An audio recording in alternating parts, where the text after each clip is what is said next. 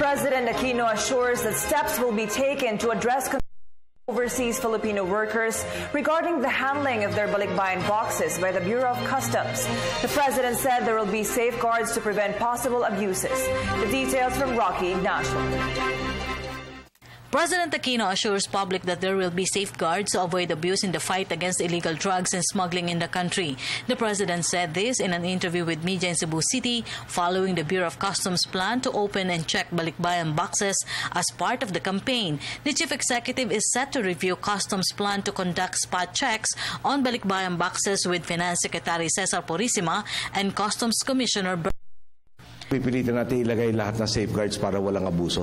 Pero palagi ko naman, wala naman sigurong magmumungkahi na wag na natin tingnan dahil trabaho ng customs na pangalagaan yung inaangkat dito sa ating bansa. Wala naman siguro nagsasabing, sige, basta pagbalikbayan box, pwede na maipuslit yung droga, pwede na mailabas yung bala, pulbura, piyesa ng baril, yung baril mismo. Baka naman totoo nga yung pati yung motorsiklo na hanap. No?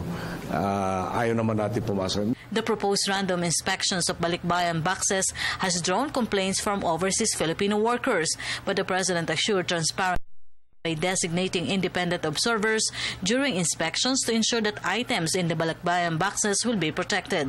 Ang sabi po nila sa atin, pag meron daw isang container, laman lulan ay puro balikbayan box, iisa lang ang deklarasyon kung anong laman nung parang pagkasabi sa akin, medyo maraming balikbayan box kada container.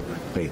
Ang pangunahing layunin nito ay makatulong doon sa kampanya natin laban sa mga illegal na droga. Tapos marami na rin tayong balita na nagpupuslit ng bala, mga baril. Meron pa raw nag-dismantle ng motorsiklo na tinatawag lang big bikes, no? Sa ilang kahon para makaiwas rin sa dapat na bayaran ng multa. Ang paliwanag nila sa akin, x-ray raw gagamitin sa pagsiyasat itong mga balikbayan box at pagkatapos doon, yung may kahila-hila ng mapapakita ng x-ray, yun lang ang bubuksan na physical. Tapos idinagdag na magkakaroon tayo ng mga independent na observer sa custom para bantayan yung proseso para matanggal yung agam-agam na pagnanakaw. President Aquino asked the people to give customs a chance to do their job against illegal drugs and smuggling. The Bureau of Customs explained that the plan is an anti-smuggling and illegal drugs measure and not aimed at use but at smugglers who exploit the use of balikbayan boxes to ship contraband in the country. Tulungan natin yung customs na gawin yung kanilang trabaho at siguraduhin, dapat naman siguraduhin ng gobyerno na wala namang karapatan ng taong bayan na mapipinsala dito sa paghahabol ng pangangalaga ng kapakanan ng lahat. For the People's Television, Rocky Ignacio.